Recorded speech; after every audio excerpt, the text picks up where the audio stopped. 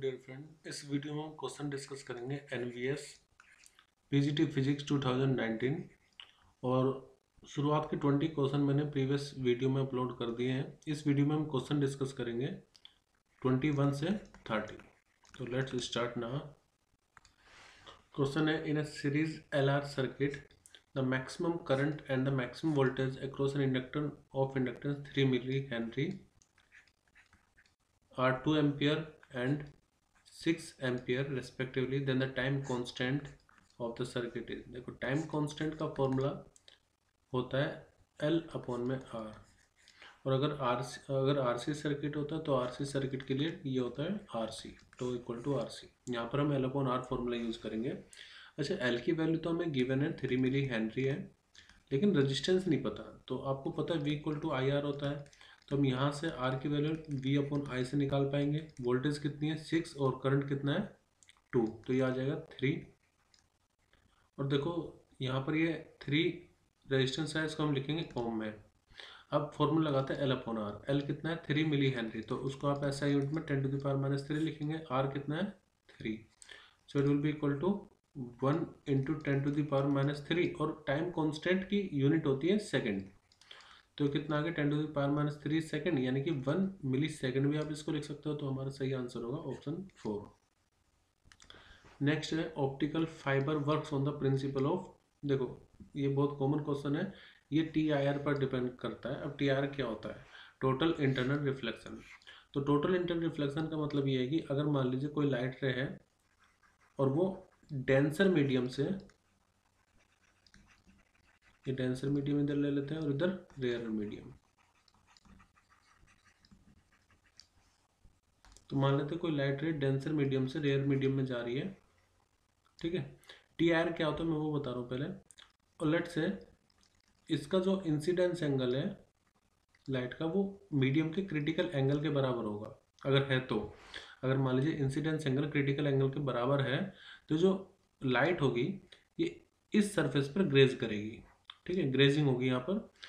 और अगर मान लीजिए इंसिडेंस एंगल क्रिटिकल एंगल से जैसे ज़्यादा हो गया, तो जो लाइट रे है ये इसी मीडियम में वापस आ जाएगी। तो जब ये लाइट रे डेंसर मीडियम से जो रेयर मीडियम की तरफ जा रही थी, अगर ये वापस उसी मीडियम में रिफ्लेक्ट हो रही है, तो इस प्रोसेस को हम बोलते हैं TIR। और TIR के लिए रिक्वायर्ड कंडीशन क्या बताई मैंने? पहली तो कि इंसिडेंस एंगल क्रिटिकल एंगल से ज़्यादा होना चाहिए। दूसरा, जो लाइट रे है वो डेंसर मीडियम से रेयर मीडियम की तरफ जाना चाहिए। तो light ray must travel from denser medium to rare medium. तो ये दो कंडीशन होती है TIR के लिए। ऑप्टिकल फाइबर इसी पर काम करता है। और एक और चीज़, यहाँ पर जो रिलेशन होता है रिफ्रैक्टिव इंडेक्स और क्रिटिकल एंगल में, वो होता है mu equal to 1 upon sine IC, ठीक है। तो इस क्वेश्चन के साथ साथ हमने TIR भी समझ लिया है। अब नेक्स्ट क्वेश्चन स्टार्ट करते हैं। Question number 23, an air cored solenoid has 300 turns. तो यहाँ पर हमें N दे रखा है। अच्छा, ये number of turns per unit length है, ये नंबर ऑफ टर्न्स है, ये कैसे पता लगाएंगे मैं अभी बताता हूँ आपको। Its length is 25 centimetre and it's cross section is 3 centimetre square, 3 centimetre square, और हमें निकालना सेल्फ इंडक्टेंस यानी कि L। अच्छा, मैं ये कह रहा था नंबर ऑफ टर्न्स कैसे पहचाने। देखो दो चीज़ होती है, एक तो होती है नंबर ऑफ टर्न्स, और एक होता है, ये तो होता है स्मॉल एन, होता है number of turns per unit length, number of turns per unit length, और एक होता है टोटल नंबर ऑफ टर्न्स, यानी कि इसको सिर्फ हम नंबर ऑफ टर्न्स लिखते हैं। और जो स्मॉल एन होता है वो number of turns per unit length होता है। तो हमें यूनिट से पहचानना होता है कि N है या कैपिटल N है। अब यहाँ पर 300 टर्न्स बोला, ये नहीं बोला 300 टर्न्स पर सेंटीमीटर या पर मीटर, तो इसको हम स्मॉल एन ना लिख करके हम इसको लिखेंगे, ये कैपिटल N हमें गिवन है। तो देखो सेल्फ इंडक्टेंस का जो फॉर्मूला होता है, इसको मैं कैपिटल N लिख रहा हूँ, ये होता है mu nought N square into में लेंथ इंटू में एरिया, ठीक है। ये स्मॉल एन के टर्म्स में मैंने लिखा है। अगर हम इसको कैपिटल एन के टर्म में लिखें तो ये हो जाएगा capital L equal to mu nought capital N का स्क्वायर अपॉन L का स्क्वायर इंटू में L इंटू में A। तो देखो यहाँ से L से L कैंसिल, तो कैपिटल N के टर्म में आपको फॉर्मूला याद रखना है, वो हो जाएगा म्यू नॉट N का स्क्वायर इंटू में एरिया अपॉन में लेंथ L। जबकि स्मॉल एन के टर्म्स में कितना होगा, mu nought N square L A. फिलहाल हमें कैपिटल एन दिया हुआ, टोटल नंबर ऑफ टर्न्स हमें गिवन है। तो L equal to mu nought की वैल्यू 4 पाई इंटू 10⁻⁻7 होती है। कैपिटल एन की वैल्यू 300 है ना, तो एन स्क्वायर कितना हो जाएगा, देखो मैं इसको ऐसे लिख रहा हूँ, एन इक्वल टू है 3 इंटू 10⁻², तो एन स्क्वायर हो जाएगा 3 इंटू 3 9 इंटू 10⁻4। तो यहाँ पर डायरेक्टली एन स्क्वायर करके 9 इंटू 10⁻4 आएगा। एरिया कितना है, तो एरिया है हमारे पास 3 सेंटीमीटर स्क्वायर। तो इसको सेंटीमीटर स्क्वायर को मीटर स्क्वायर में ऐसा यूनिट में लिखेंगे तो वो हो जाएगा 10⁻⁻4 मीटर स्क्वायर। तो यहाँ पर एरिया आएगा 3 इंटू 10⁻⁻4 मीटर स्क्वायर। लेंथ कितनी है, सो है 25 सेंटीमीटर। 25 सेंटीमीटर को भी ऐसा यूनिट में कन्वर्ट करने के लिए 10⁻2 से मल्टीप्लाई कर देते हैं। ध्यान रखना, एक तो ये इन फॉर्मूले में, ठीक है, किस में एल आ रहा है, किस में एल नीचे आ रहा है, और जितनी भी आप वैल्यू रख रहे हो उन सबको ऐसा ही यूनिट में रखना, नहीं तो गलती होने के चांसेस बहुत ज़्यादा हो जाते हैं। तो जब आप इसको सोल्व करोगे you get answer 0.1357 millihenry. हमारा सही आंसर होगा option 1। Question number 24, in a compound microscope the focal length of objective and eye lenses respectively, मतलब ये है हमारा F0 और ये है FE। If the object is put 1.25 centimetre away from the objective lens, यानी कि ये हो गया हमारा U0, the final image is formed at infinity, मतलब जो फाइनल इमेज है वो इन्फिनिटी पर बन रही है। The magnifying power of the microscope is, देखो इस क्वेश्चन को मैं थोड़ा डिटेल में बताऊंगा, अगर आप कंसेप्ट समझ गए तो आप खुद भी इसको सोल्व कर पाओगे। देखो कंपाउंड माइक्रोस्कोप में दो लेंस होते हैं, एक आईपीस और एक ऑब्जेक्टिव। जो लेंस ऑब्जेक्ट के करीब होता है उसको ऑब्जेक्टिव कहते हैं, और जो हम आंखों के सामने रखते हैं उसको आईपीस कहते हैं। तो देखो ये हो जाएगा हमारा, जो छोटा आगे वाला लेंस होगा छोटा होगा और बाद वाला आईपीस थोड़ा बड़ा होता है। तो यहाँ पर बोला गया है कि जो फाइनल इमेज है वो इन्फिनिटी पर बन रही है। जनरली जो मैग्निफिकेशन का फॉर्मूला होता है माइक्रोस्कोप के लिए वो होता है V0 अपॉन में U0 1 plus D upon FE। FE आई पीस की फोकल लेंथ, V0 है इमेज का distance, image distance from the objective lens, U0 है ऑब्जेक्ट का distance from the objective lens. But since यहाँ पर बोला गया है कि जो फाइनल इमेज है वो इन्फिनिटी पर बन रही है, तो उस केस में ये जो 1 होता है फैक्टर हट के यहाँ पर जो फॉर्मूला हो जाता है इन्फिनिटी के लिए, मैं बात बता रहा हूँ आपको, वो हो जाता है V0 U0 और मल्टीप्लाई में 1 हटेगा तो यहाँ पर बचेगा सिर्फ D अपॉन में FE। तो इस क्वेश्चन को सोल्व करने के लिए हमें इस फॉर्मूले का यूज करना होगा, V0 U0 D अपॉन में FE। अच्छा D क्या होता है, D की वैल्यू होती है D की वैल्यू होती है 25 सेंटीमीटर। आई पीस की फोकल लेंथ यहाँ पर हमें गिवन है 3 सेंटीमीटर है।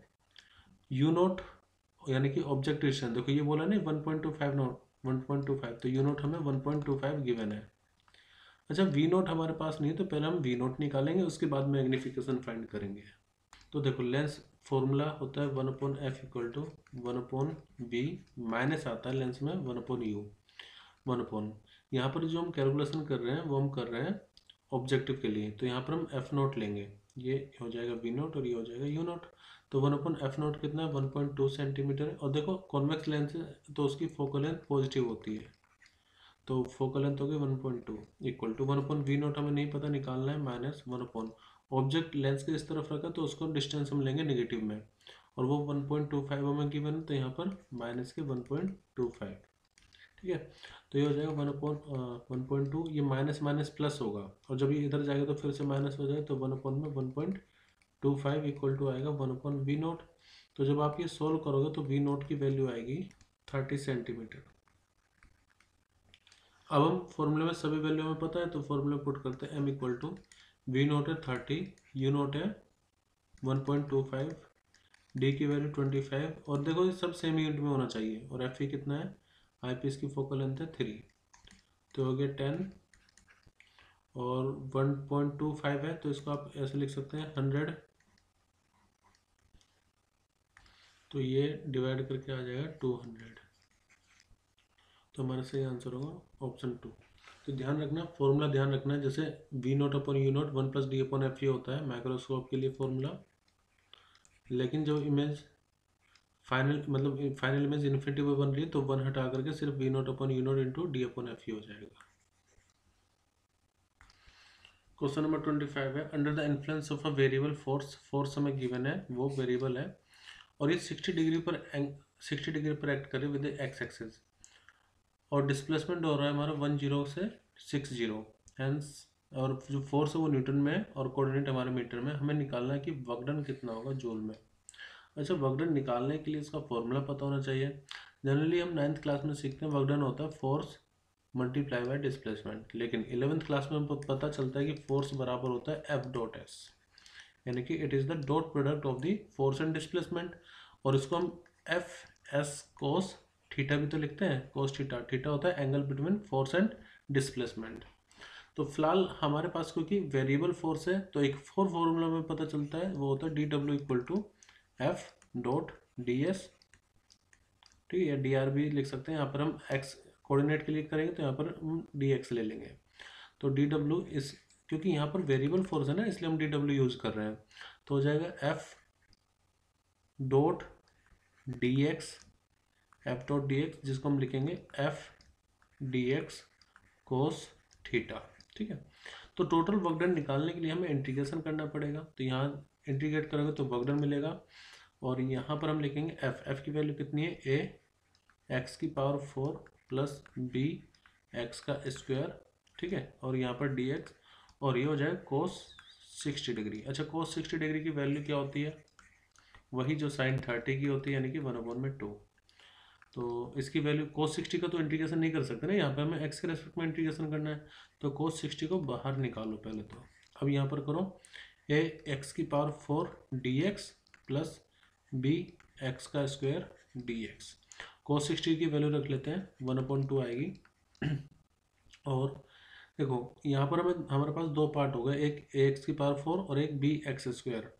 तो इंटीग्रेशन तो हमें दोनों को ही करना होगा, तो एक काम करते हैं, इसको ऐसे लिखते हैं, यहाँ से ए बाहर निकाल लेते हैं क्योंकि ए है कांस्टेंट, ये हो जाए एक्स की power 4 D X plus B बाहर निकालो एक्स का स्क्वायर डी एक्स।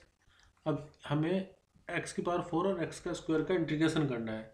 तो देखो इंटीग्रेशन का जनरल फॉर्मूला होता है एक्स की पावर एन का, कि जो भी पावर एक्स पर हो उसको एक बढ़ा दो और वही चीज़ नीचे भी आ जाएगी, यानी एक्स की पावर n+1 अपॉन में n+1।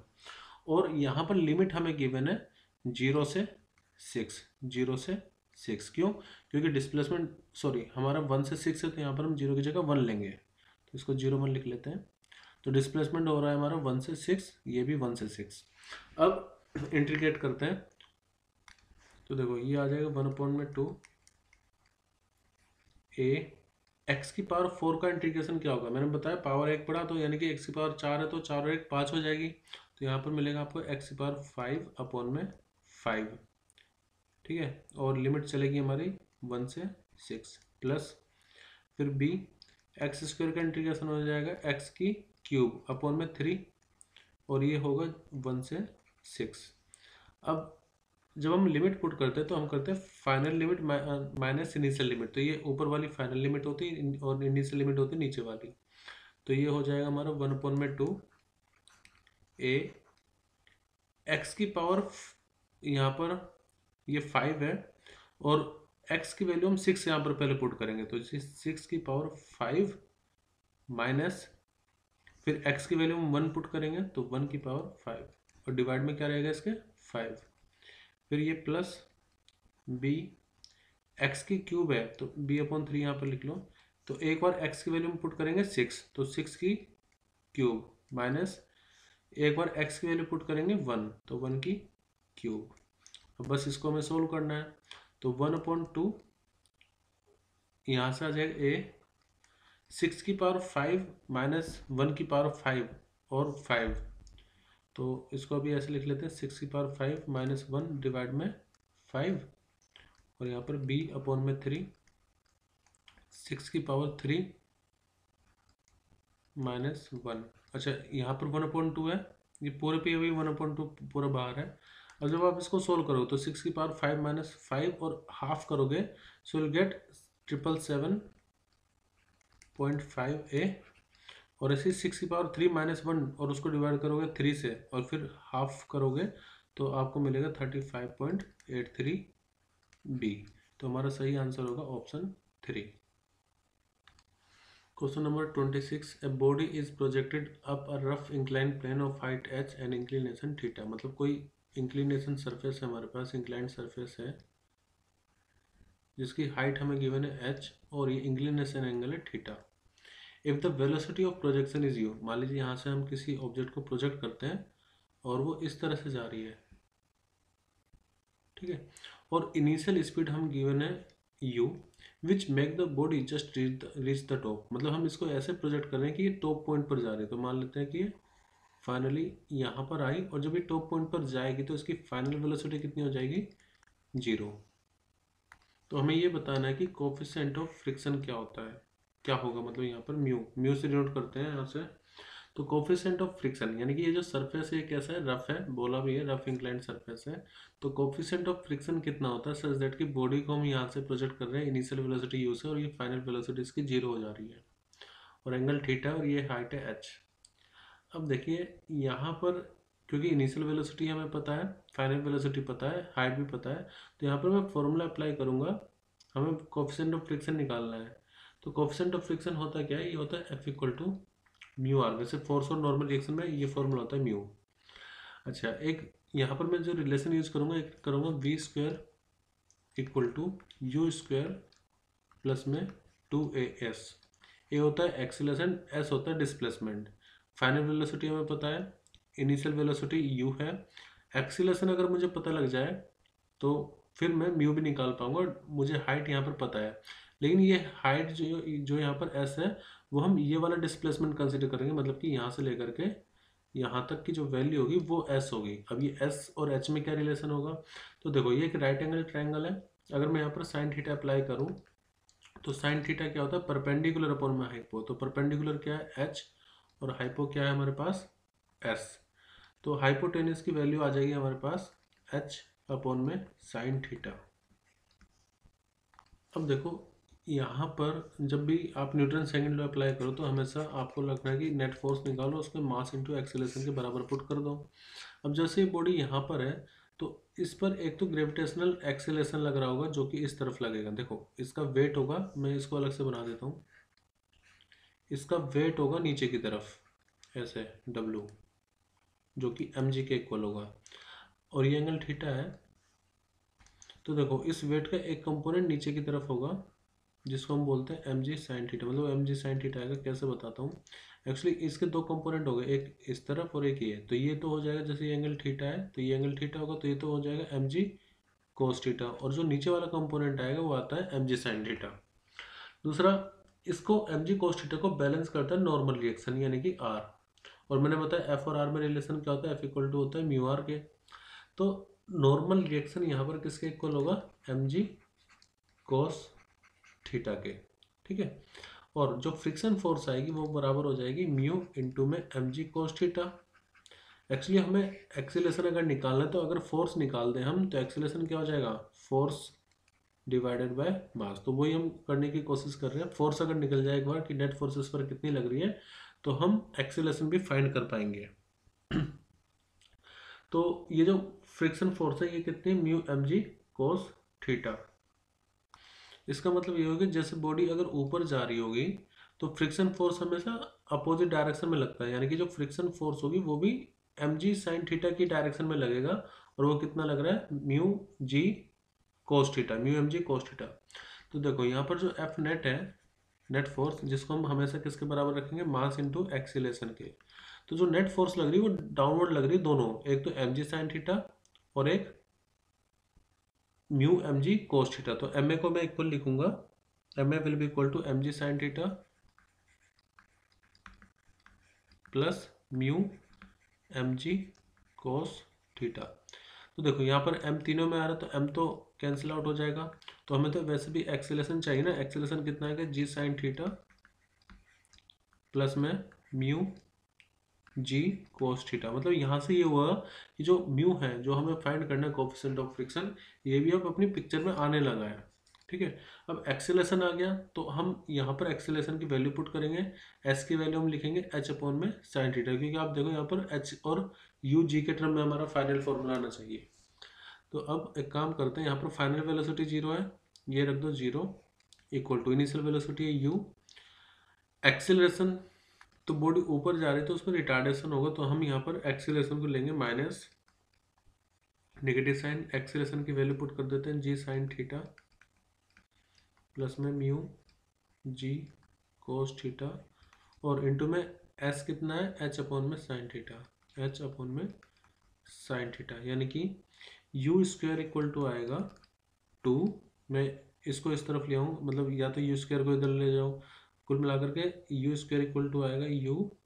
अच्छा देखो ये जी साइन थीटा है, ये साइन थीटा है, तो साइन थीटा को इससे डिवाइड करेंगे तो हमें मिल जाएगा यू 2g, साइन से साइन हटेगा तो 2g और h के अंदर मल्टीप्लाई कर दो तो 2gh यहाँ से मिलेगा, प्लस ये म्यू जी और cos theta upon sine theta, ये क्या हो जाएगा कोट थीटा, कोस अपॉन साइन, मैं यहाँ पे लिख देता हूँ कोट बराबर होता है, कोट थीटा बराबर होता है कोस थीटा अपॉन में साइन थीटा, तो वही हम यहाँ पर यूज कर रहे हैं, तो हमें मिलेगा म्यू जी एच के साथ मल्टीप्लाई में कोट थीटा, और ये 2bs के साथ में तो 2b आएगा, तो U square equal to 2gh plus 2 mu G H cot theta.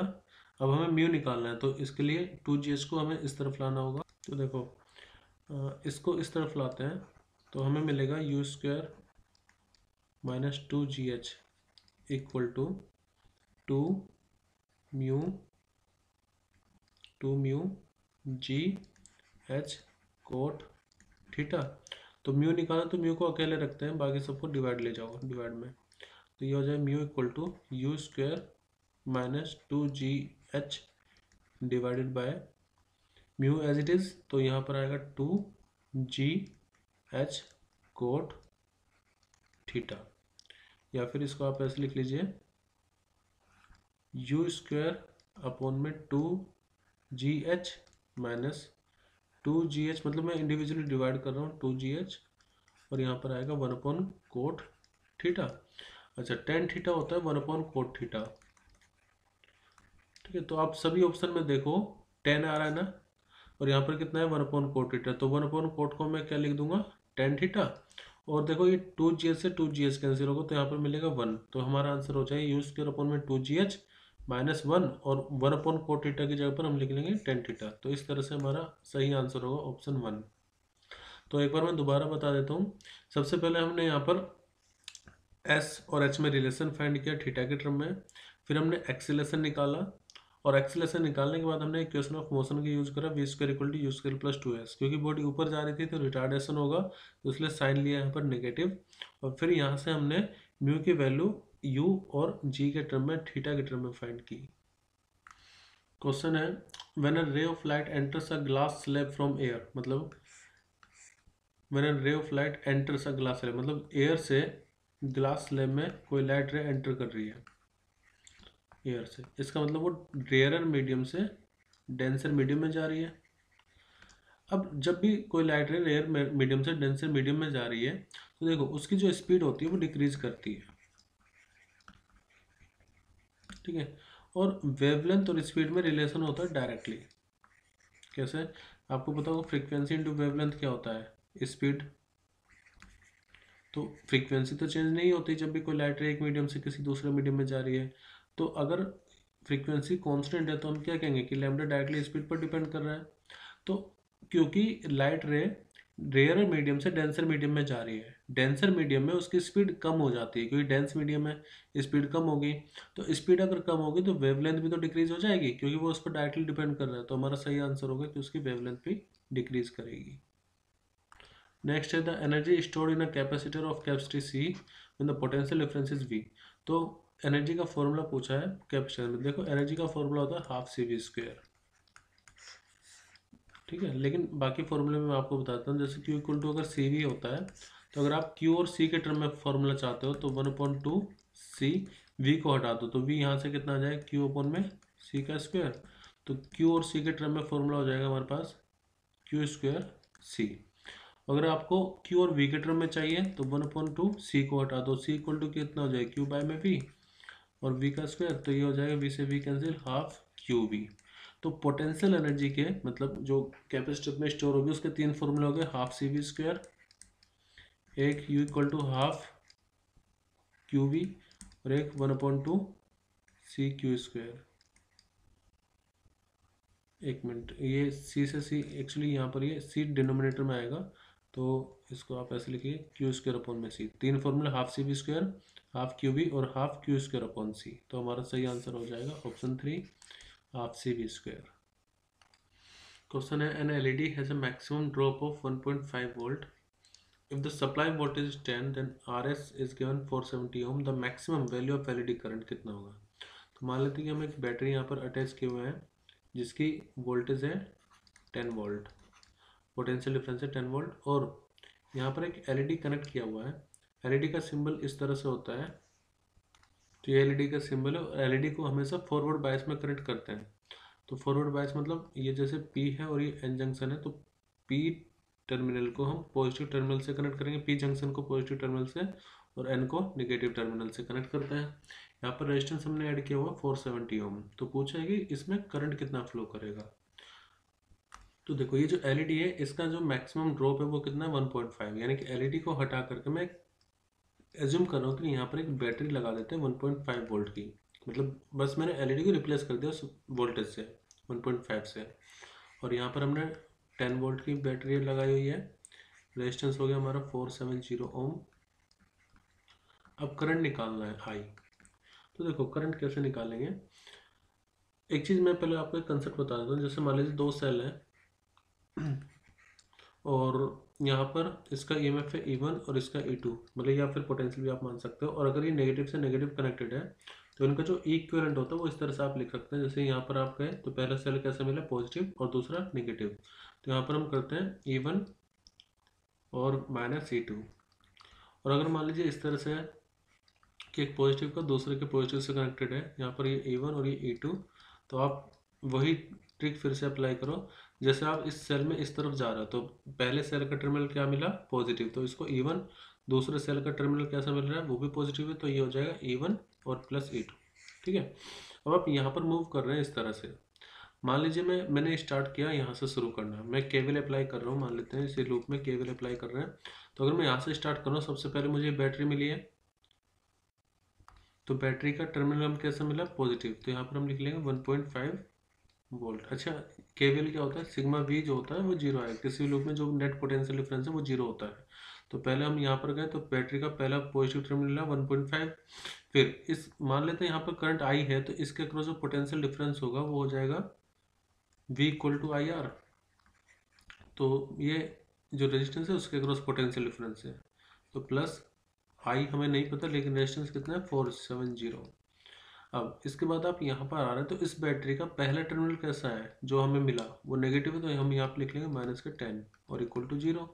तो बस इसी से हमें आई निकालना है। तो आई इक्वल टू हो जाएगा, देखिए आई इंटू में 470, इस आप 10 को यहाँ लाओगे तो पॉजिटिव हो जाएगा, और माइनस के 1.5, आई इक्वल टू आ जाएगा 10 माइनस 1.5 डिवाइडेड बाय 470, यानी कि इसको आप लिख सकते हैं 8.5 डिवाइडेड बाय 470। तो जब आप इसको सोल्व करोगे you will get 18.1 milli ampere. Next question है the dimension of Planck's constant and angular momentum is same as that of. वैसे मैं आपको बता दूं प्लैंक कांस्टेंट और एंगुलर मोमेंटम दोनों का डायमेंशन फॉर्मूला सेम होता है। कैसे, मैं समझाता हूँ। देखो एंगुलर मोमेंटम को हम L लिखते हैं, वो होता है R क्रॉस P, और प्लैंक कांस्टेंट का अगर हमें डायमेंशन फॉर्मूला निकालना तो हम फॉर्मूला यूज करेंगे इक्वल टू एच न्यू। तो पहले प्लैंक कांस्टेंट का निकालते हैं। एनर्जी का डायमेंशन फॉर्मूला होता है ml² T-2। फ्रीक्वेंसी का डायमेंशन फॉर्मूला, फ्रीक्वेंसी होता है एक्चुअली में 1/T, तो फ्रीक्वेंसी का डायमेंशन फॉर्मूला हो जाएगा T⁻⁻1। तो ये हो जाएगा ml² T-2 डिवाइड में T-1 प्लैंक कांस्टेंट। तो प्लैंक कांस्टेंट का डायमेंशन फॉर्मूला आ जाएगा ml² T। अब ये ऊपर जाएगा तो +1 हो जाएगा, तो यहाँ पे बचेगा +1, ये -2 है, ये +1, तो -2 + 1 मतलब कि -1 आएगा। अब ऐसे ही L का देख लेते हैं। L मतलब ये R है, R का डायमेंशन फॉर्मूला होता है लेंथ, P होता है मास इंटू में वेलोसिटी, मास का M, वेलोसिटी का LT-1, तो ये हो जाएगा mLT-1 लीनियर मोमेंटम का डायमेंशन फॉर्मूला। तो एंगुलर मोमेंटम का डायमेंशन फॉर्मूला आएगा ml² T-1। तो आप देखो दोनों का डायमेंशन फॉर्मूला सेम आ रहा है, तो हमें चाहिए dimension of Planck constant upon angular momentum. तो दोनों का अगर डायमेंशन फॉर्मूला सेम है तो आपको रिजल्टेंट क्या मिलेगा, आपको मिलेगा dimensionless value m0 l0 t0। अब इन सब में से सही आंसर कौन सा होना चाहिए जिसका कोई भी डायमेंशन फॉर्मूला ना होता हो? तो देखो एंगल एक ऐसा टर्म है जिसका कोई भी डायमेंशन फॉर्मूला नहीं होता है। एनर्जी का कितना होता है? ml² t-2, वेवलेंथ का l, फ्रीक्वेंसी का t-1। तो सही आंसर होगा एंगल। तो इस वीडियो में हमने क्वेश्चन डिस्कस करे 21 से 30। नेक्स्ट वीडियो में हम क्वेश्चन डिस्कस करेंगे 31 से 40।